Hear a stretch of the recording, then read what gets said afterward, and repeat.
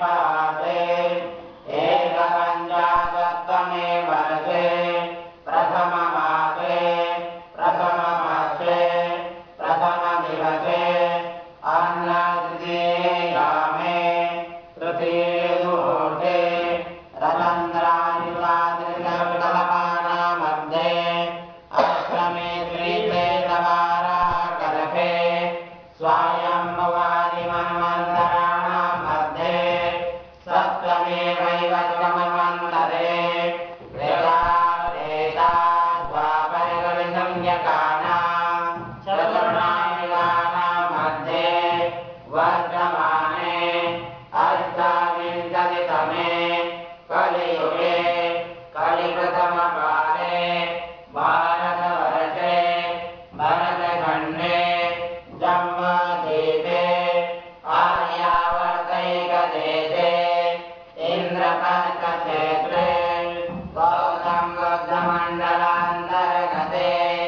नोएडानगरे एकचत्वारिंशत्चक्रभूखण्डपरिसरे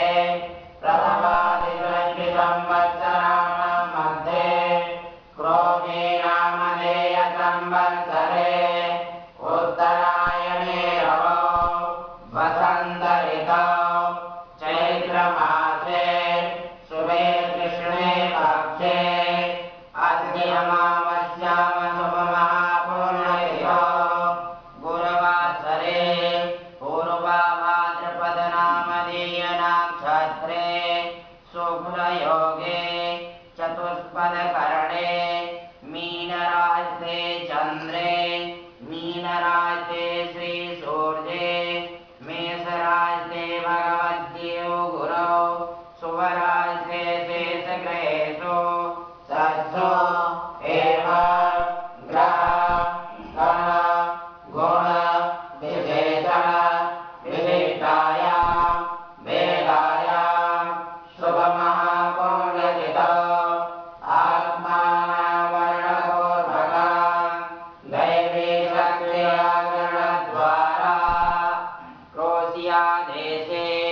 रेदिकास्थाने उत्पन्नस्य वर्तमानसमये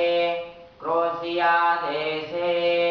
रेदिकास्थाने निवासिनः मिथुनराशौ पुनर्वसुनामधेयनक्षत्रे तृतीये चरणे मेषलग्ने उत्पन्नायाः रेडिका मार्टीना नामिकायाः यजमानायाः श्री सांब सदाशिवरुद्रकृपाप्रसादात् स्वातलाभार्थां तथा च शरीरे उत्पन्न अरिष्ट दोषशान्त्यर्थां परशव पीडाशान्त्यार्थां शीघ्रातिशीघ्र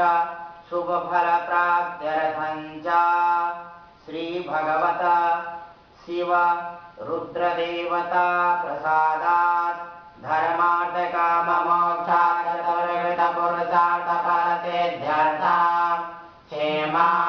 शैर्य